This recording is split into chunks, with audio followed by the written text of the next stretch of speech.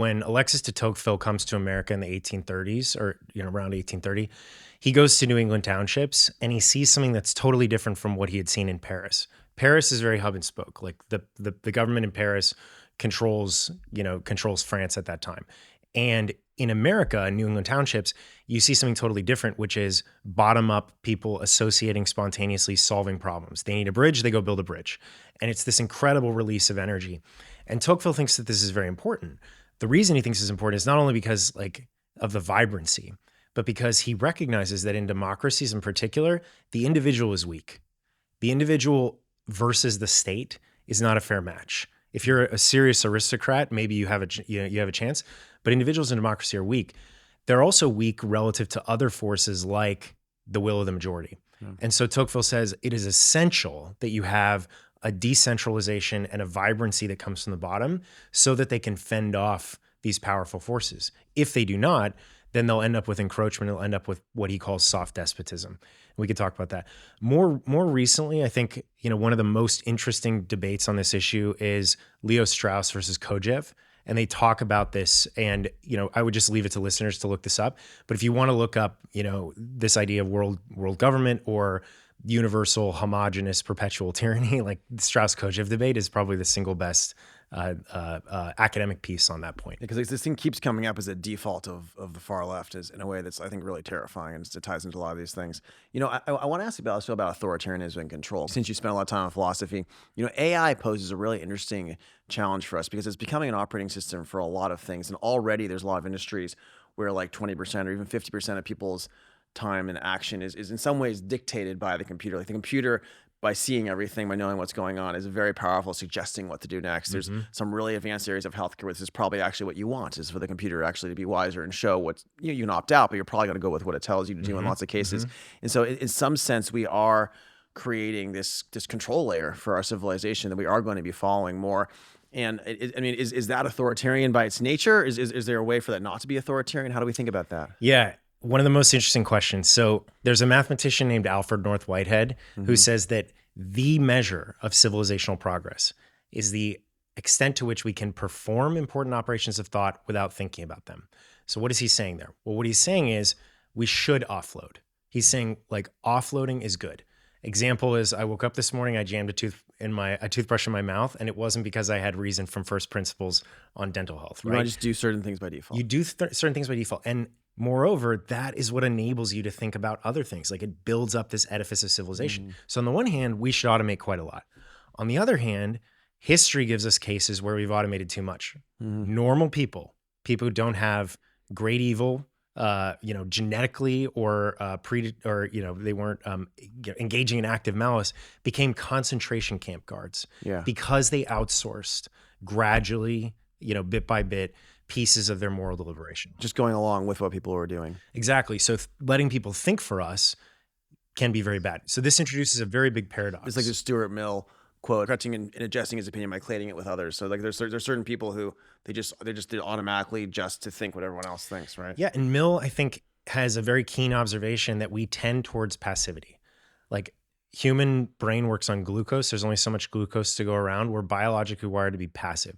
So AI presents this very interesting, sinister, it's very good in the sense that it can offload plausibly everything, but it's bad in the sense that it entices us to give up more and more. And so one thing I think about is let's make this practical. I think about what are some patterns we want to avoid. And one is autocomplete for life. Like you're familiar with autocomplete, you write, you get another word. I don't want that to show up in all of life. Which is the scary thing for some of AI. I could just suggest what to do next, right? Yeah. And you have kids. I'm sure that your kids, when they use AI, engage with it actively. We don't actually use screens very much because I'm a little bit afraid of the interactions with them. And I see a lot of this AI designed as it is right now as it's a form of drug in some sense, right? Because basically it's trying to trigger your brain with whatever dopamine to do certain things that are the goal of the platform.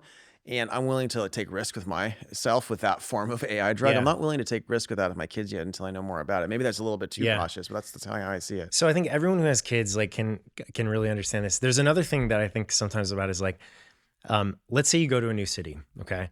Today you can get a recommendation for a restaurant, a neighborhood, a bar that fits your energy. It can do this today or maybe next month, right? But take it up a notch. Let's say that it can recommend the perfect date based on her psychological profile, her family history, all this sort of stuff.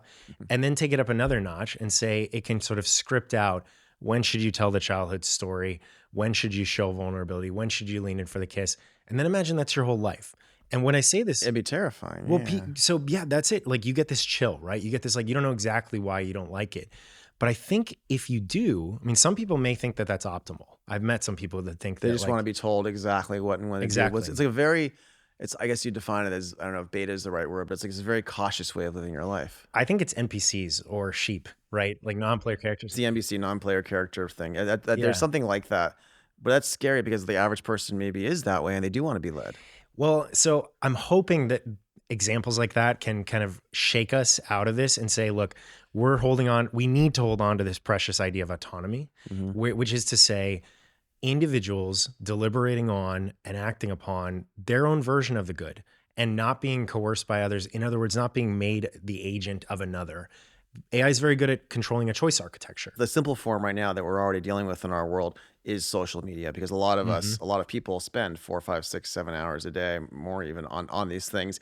And, you know, another Stuart Mill quote, sorry, I have them because I was just thinking, I was trying to read ahead of time for these things. But, you know, he who knows his own side of the case, you know, knows even little of that, basically. If you only know your own side of the case, you It actually don't comes even from know it. Cicero. He actually channels that from one, which is I really love cool. it. That makes sense. And so, you know, in some ways, if AI is taking you along, it's also keeping you in a bubble, which is happening, I think, to tens of millions of people on both the left and the right now, because basically you're happier in your bubble. Yeah. I'm not happy in my bubble, by the way. I really enjoy going and, like, I mean, it freaks me out sometimes, but I go onto the far left side of Reddit and I go to these other places and I want to be challenged. I want to see what people are talking about. I want to understand, Yeah. you know, the other ideas on Blue Sky, as much as that's kind of a toxic place, but you know, it's interesting to see. Even though I spend more time on Twitter or X, obviously, but isn't the AI naturally going to keep us in our bubbles based on these NPC preferences? Yeah, I think today that is the way it works. And you get, as you said, you either get kind of an impoverished echo chamber where you don't have access to these wide and diverse views, which means you don't have access it's not truth seeking. And it actually isn't good for the development of reason. I mean, Mill makes an incredible case, chapter 2 of On Liberty, that even the wrong opinion, even being exposed to like things that are super wrong, that's what's necessary to even have like a lively impression of what's Yeah, right. because it helps you correct it and helps you understand. Exactly. Yeah. You know, if I say, "Hey, Joe, I think all values are relative." You know, I think it's, you know, you would like be hit with this and you'd like have to formulate, and it's good. That's good Yeah. for you to have.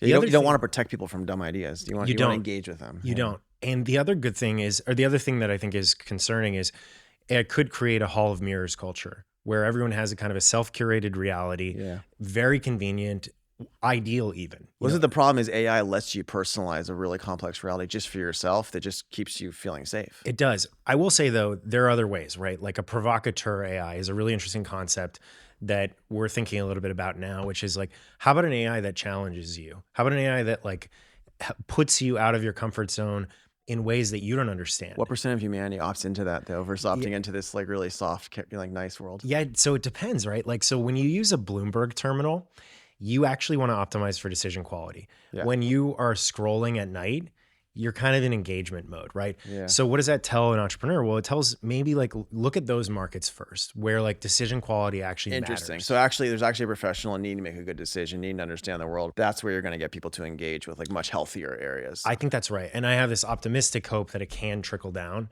that actually like you can show better decision quality and we can work out the engagement. It doesn't have to feel terrible to do that. It doesn't have to feel painful. Like Socratic, you know, dialectic actually feels quite fun. It feels hard, but like if you do it right, it's a blissful experience. So I'm hoping that can kind of trickle down.